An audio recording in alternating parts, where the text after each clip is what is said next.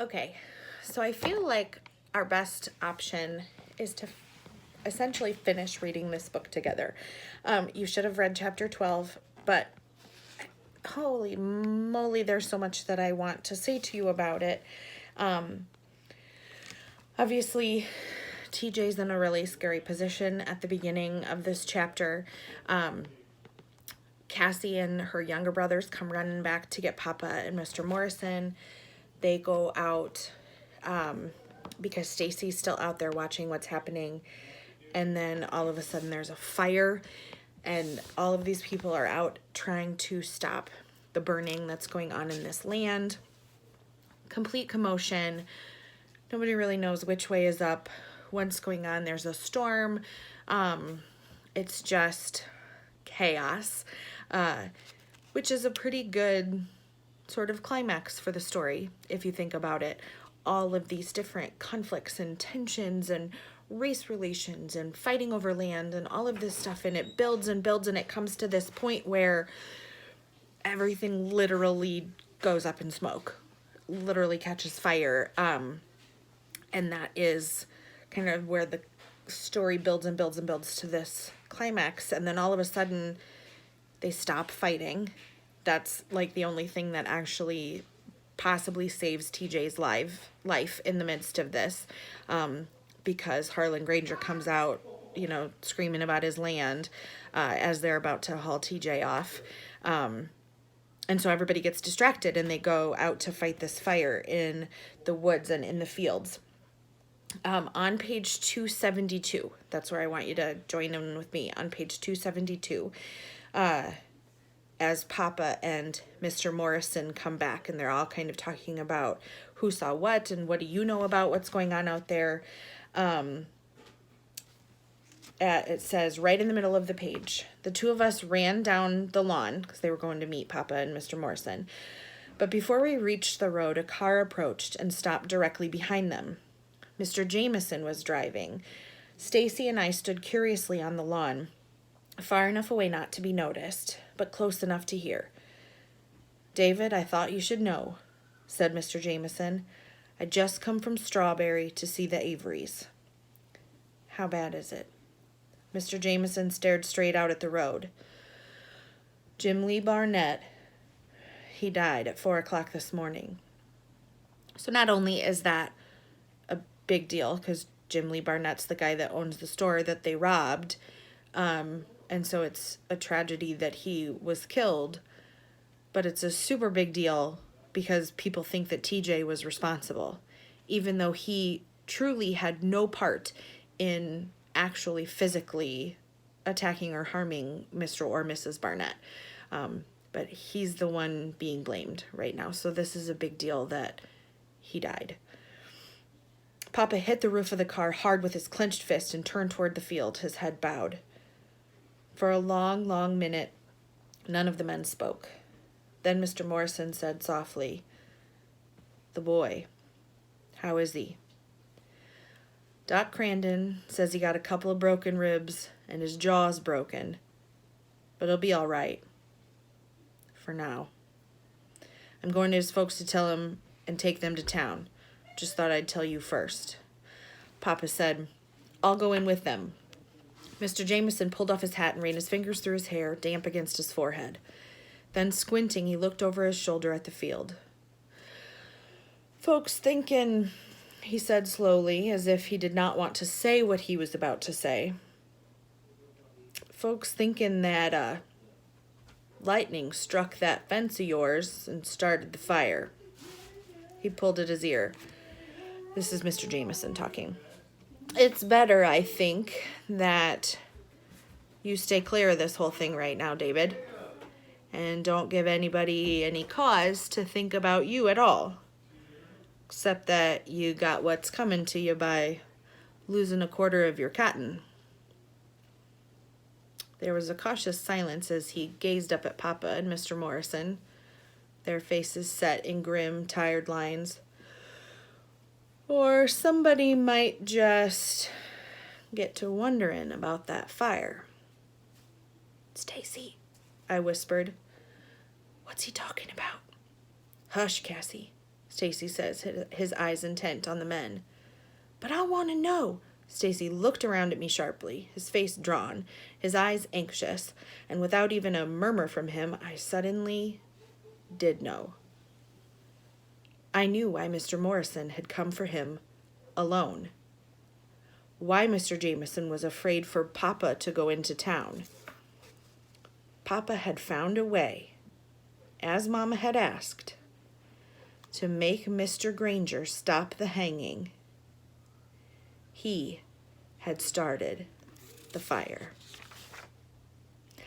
And it came to me that this was one of those known and unknown things, something never to be spoken, not even to each other. I glanced at Stacy, and he saw it in my eyes that I knew, and he understood the meaning of what I knew.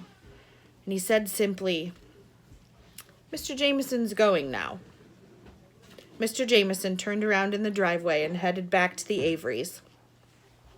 Papa and Mr. Morrison watched them leave in the morning watched them leave. Then Mr. Morrison walked silently up the drive to do the morning chores.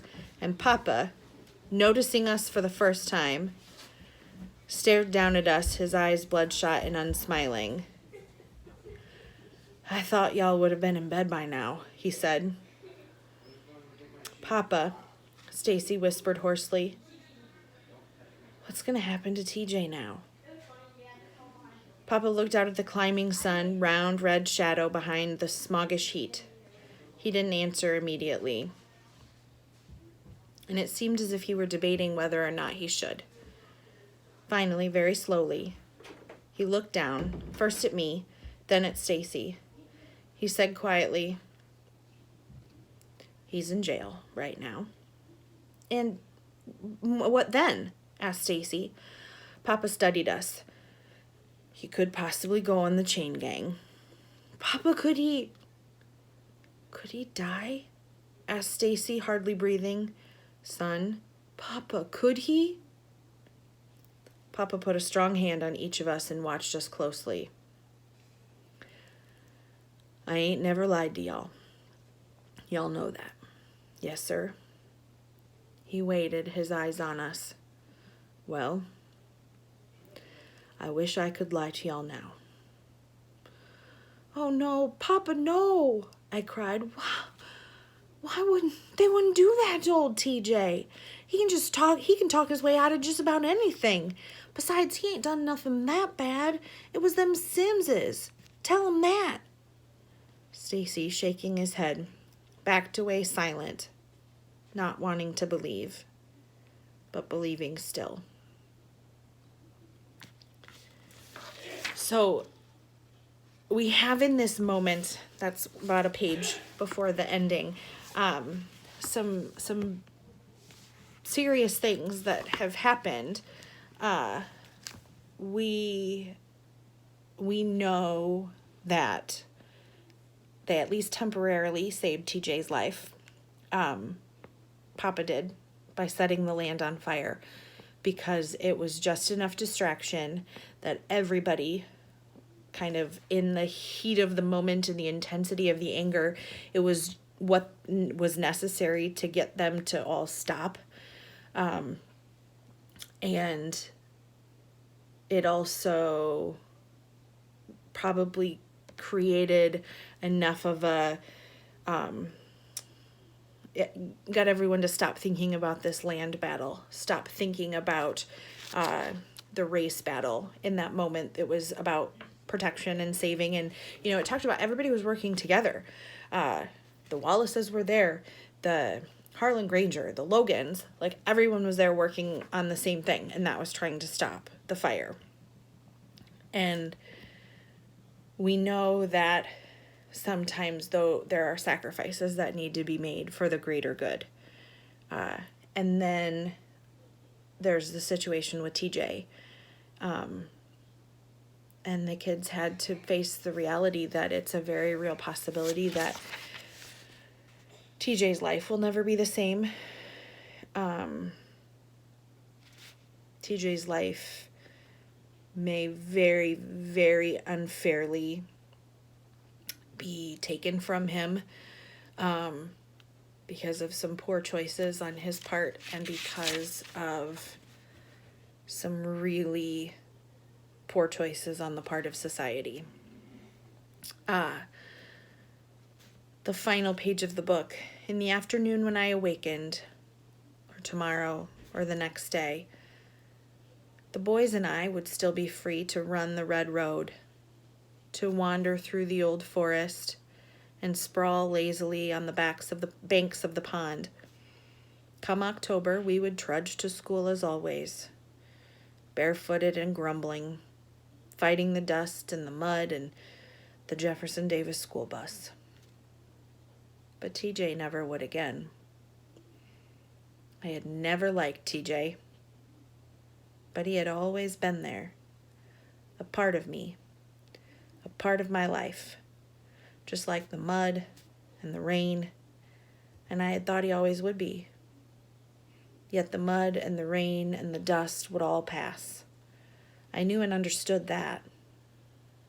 What had happened to TJ in the night, I did not understand.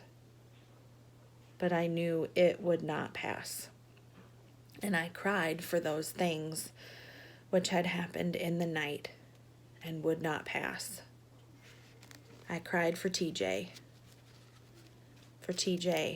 and for the land. And so we think about, those main themes of this story. Sacrifice and discrimination and identity and family, and how in those moments sometimes when you choose the behavior, you choose the consequences. Sometimes the consequences choose you, and they are so unfair. I hope that this book has made you look at the world a little differently, about the unfairness of society sometimes, the cycle of oppression that we've talked about from the beginning, what parts of that still exist today. We may all be so blessed to not have that be our reality, but it is the reality of so many around us. And so how are we called to be game changers? How are we called to be the good in the world? How are we called to be forces of equality and forces of goodness? How can we make other people's lives better who aren't as blessed as we are? How can we be like Cassie, who, boy, she stands up for what she believes in and what she just knows in her gut is right and not right? How can we be brave like that? Sometimes she's not brave. She's careless a little bit.